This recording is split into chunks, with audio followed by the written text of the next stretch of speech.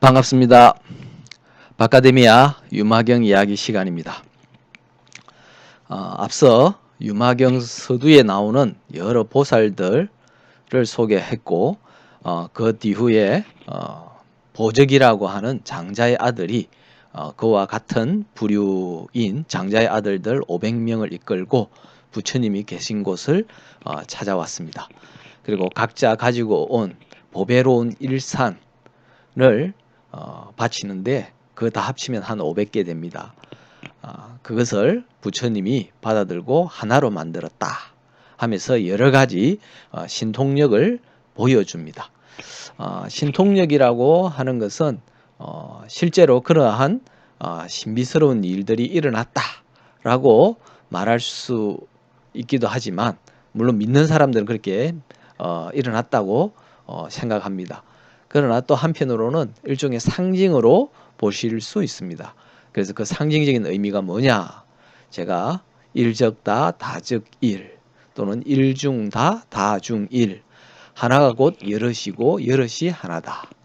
하나 속에 여럿이 있고 여럿 속에 하나가 있다 하는 화엄 철학의 요체가 그 신비로운 현상 안에 숨어 있다 하는 점을 말씀드렸습니다. 그리고 난 뒤에 보적이 부처님을 찬탄하는 개송을 길게 읊조리면서 가르침을 구합니다. 이렇게 이제 여기 이 유마경에서는 보적이라고 하는 장자의 아들이 등장을 하죠. 다른 경전들의 경우에는 부처님의 제자들 가운데 누군가가 나서서 가르침을 청하는 경우가 많습니다. 뭐 수보리가 나서기도 하고 또는 아난이 나서기도 하고 그럽니다.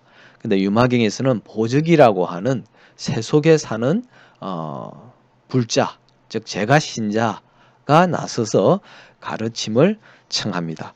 이것은 어떻게 보면 유마경의 경전 성격과 아주 부합되는 적절한 인물 선정이다 이렇게 말씀드릴 수 있습니다. 유마 그사 자체가 새 속에 있는 신자로서 또는 그사로서 수행을 하는 인물이기 때문에 그에 걸맞게 보적이라고 하는 세속의 그사라고 할 수 있는 인물을 등장시켰다 이렇게 말할 수 있습니다. 이 보적이 부처님께 청한 가르침은 뭐냐? 핵심은 이겁니다. 청정한 불국토는 어떤 것인지 알고 싶습니다 하는 겁니다. 청정한 불국토. 신라의 불교 사상으로 대표적으로 우리가 거론하는 게 바로 불국토 사상입니다. 불국사가 있고요. 또 석굴암도 있고 경주 시내 곳곳에 사찰들이 있는 것도 보면 신라가 곧 불국토다 하는 것을 보여주는 대표적인 흔적이라고 할 수 있습니다.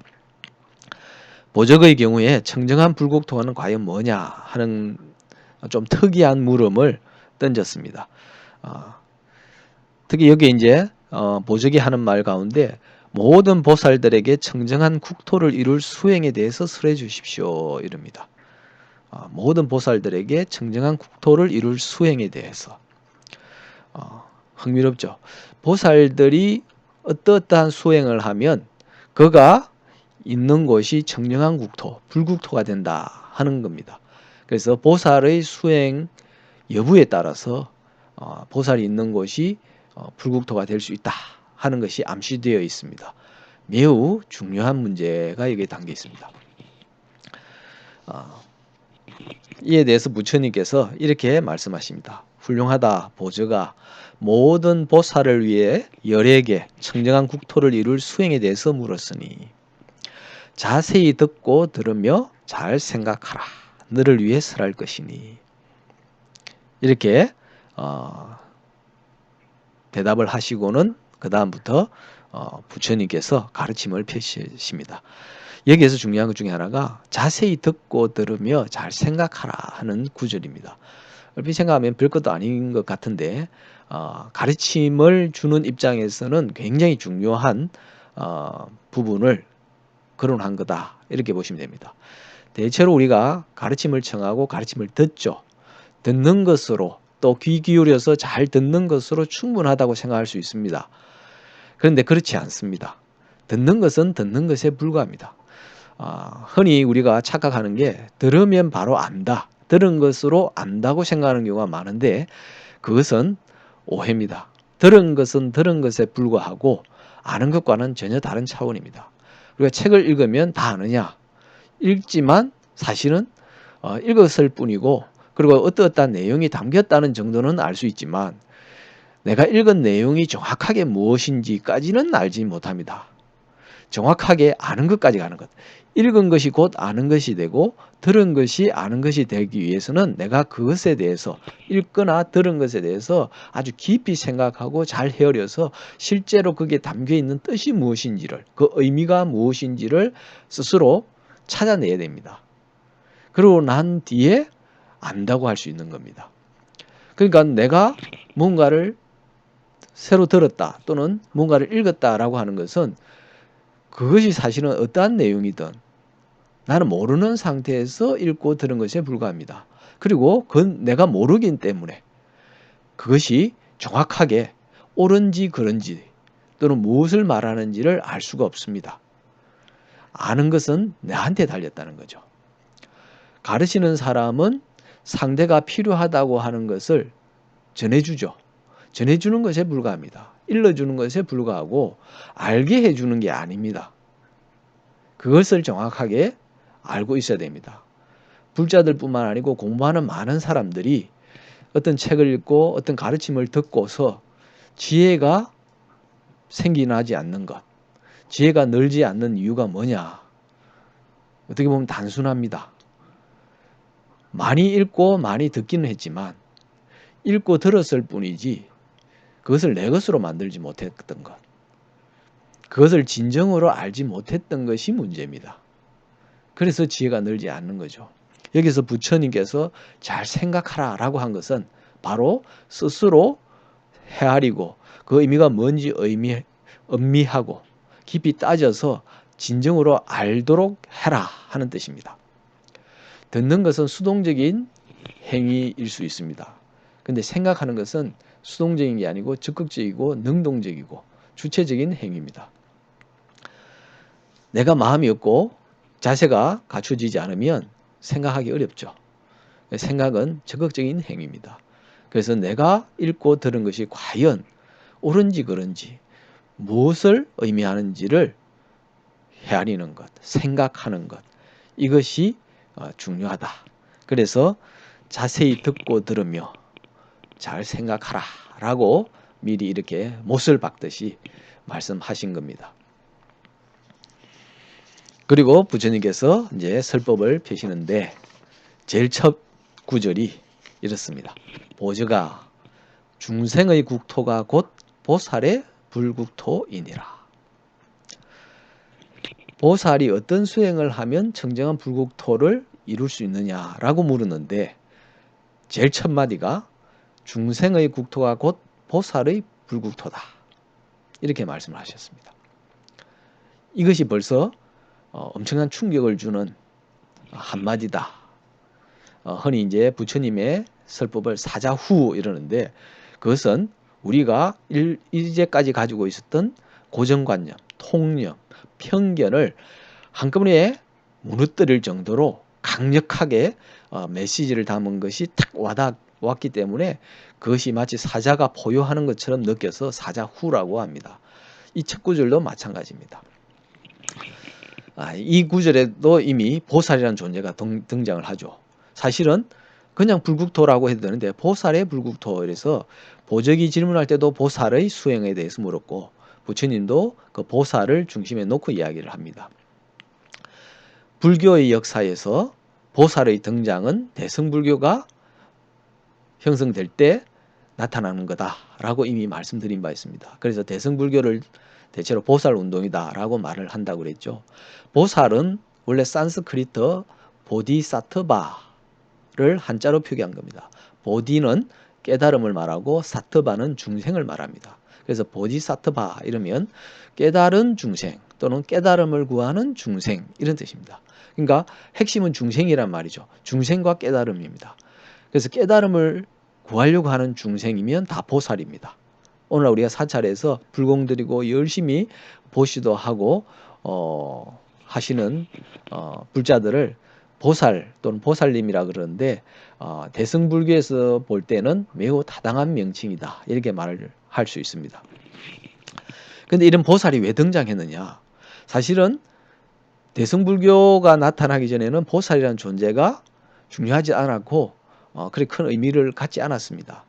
오로지 부처님과 중생만 존재를 했습니다. 부처님도 출가해서 7년 고행을 거친 뒤에 깨달음을 얻기 전에는 중생에 불과했습니다. 그래서 중생으로 있다가 깨달음을 얻자 부처가 된 거죠. 그러면 두 가지 부류의 사람밖에 없습니다. 중생과 부처. 그런데 문제는 부처님이 깨달음을 얻고 난 뒤에 제자들을 가르치고 또 수많은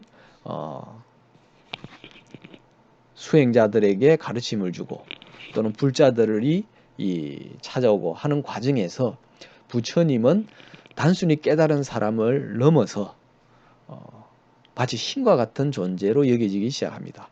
물론 부처님 살아 계실 때에는 부처님은 엄연히 육신을 갖고 존재하는 인간이었기 때문에 서성으로서 우러러 봤지만 그 가운데서도 서성 이상으로 신과 다름없이 생각하는 사람들이 늘어났고 그리고 부처님이 열반에 든 이후에는 육신조차도 사라졌죠.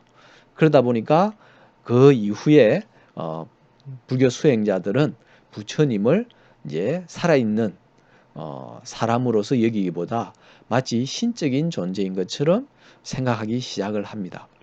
그래서 원래는 스승과 제자라고 하는 매우 인간적인 관계에 있던 부처와 중생 관계가 신과 인간 또는 신과 미혹한 중생 이런 관계가 되면서 매우 멀어지기 시작합니다. 그러면서 한편으로는 깨닫겠다고 하는 출가 수행자가 나오기도 하지만 출가하지 않은 많은 제가 신자들 또는 출가한 수행자들조차도 부처님을 마치 신처럼 높이 떠받들기 시작을 합니다. 그러면서 부처님의 존재는 점점점 우리 중생으로부터 멀어지고 너무나 높아지는 그런 지경에 이릅니다. 이렇게 되면서 부처님을 믿고 따르는 사람들이 점점 늘어나는 반면에 내가 부처가 되겠다라고 생각하는 그런 사고가 점점 옅어집니다. 이게 이제 문제가 되는 거죠.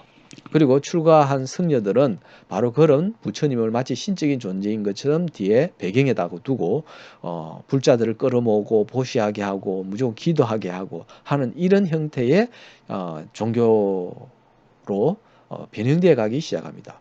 불교는 기본적으로 믿고 따르는 단순히 믿고 따르는 신앙의 종교라기보다 스스로 깨달아서 자각해서 부처가 되려고 하는 그러한 일종의 철학적인 종교입니다. 그런데 그런 철학적인 또는 자각의 자발적인 종교의 의미가 퇴색하기 시작하는 거죠. 그것이 세월이 흐르면서 잘못되었다. 이거는 문제가 심각하다라고 각성한 몇몇 인물들이 등장하면서 이 대성운동을 일으킵니다. 그러면서 중생과 부처 사이를 이어주는 일종의 다리와 같은 징금다리와 같은 역할을 하는 그런 존재를 내세우면서 부처라고 하는 존재가 무조건적으로 멀리 있는 존재가 아니고 얼마든지 가까이 있으며 또 중생이 스스로 깨달음을 구해서 다가갈 수 있는 존재다 하는 인식을 심어주려고 했습니다.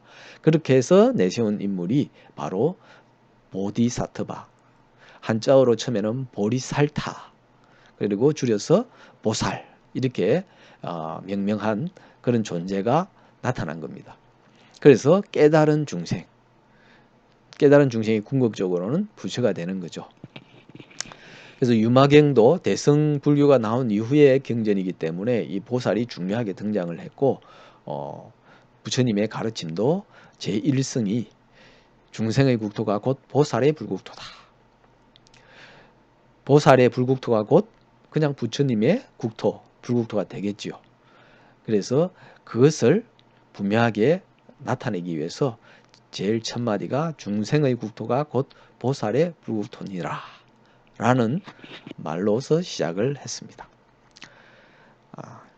중생의 국토와 보살의 불국토가 그럼 구체적으로 어떤 의미를 담고 있느냐 하는 데 대해서는 다음 시간에 계속 이어가도록 하겠습니다. 오늘 이야기는 여기까지입니다. 성불하십시오.